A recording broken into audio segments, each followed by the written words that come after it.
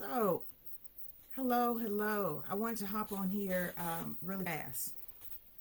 I want to hop on here really fast to kind of give some information about something. I've been getting quite a few inboxes with messages asking what to do because they're on waiting list for therapy, or maybe the therapy in their area is, few and far between. And, what can I do to help? Let me just say, I don't have a list of therapy providers, but what I do have is advice as a parent. And what we've got to remember as parents is that during the wait, we still got to do some work on our own.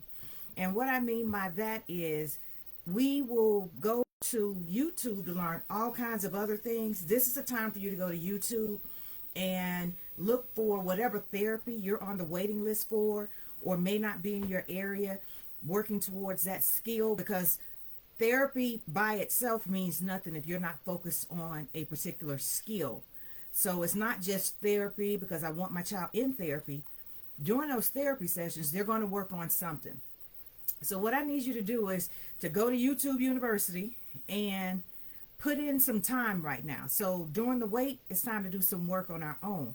And that basically means decide what you're working on. What is it that you want to focus on? Because we can't focus on 10 things at one time.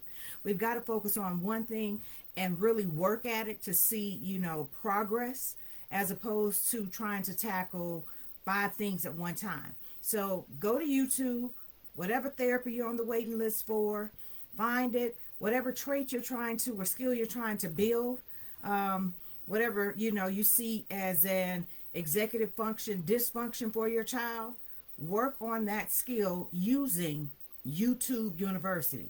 So during this waiting time, you got to put in some work. When Kendall was in therapy, when she was much younger, we turned our dining room into a playroom, really became playroom / therapy room, because we had therapists in and out the house.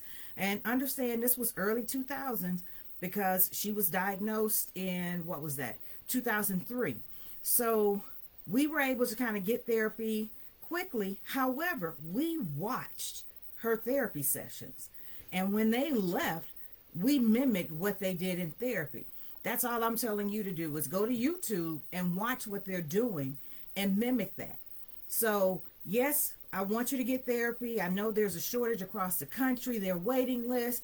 Depending on where you stay, there may not be, a therapist that's nearby. However, during this wait, we've got to do some work as parents. And that work is go to YouTube.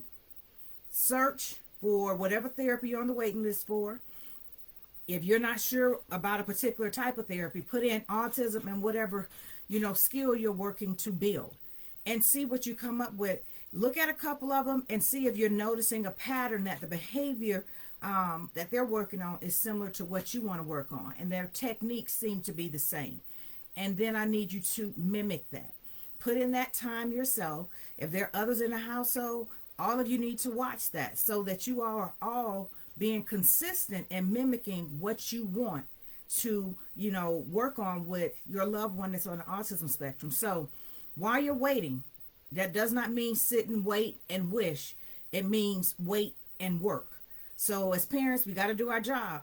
We can't sit and wish. We got to, while we're waiting, we got to do some work as well. So take care. Hopefully this helps some of you that, you may be on a waiting list, unfortunately, for a year. It could be a year and a half, but that time sitting, doing nothing is the worst thing you can do. So get yourself together. Understand it's part of the journey. Let the frustration go. We all get frustrated. I get frustrated as well. But move from the frustration and now figure out what it is I'm going to do to make a change. We can stay stuck in frustration, but it doesn't do us anything. So take care, parents. I know right now it can be a challenge, but we can make sure we're putting in work ourselves at home. Have a great one.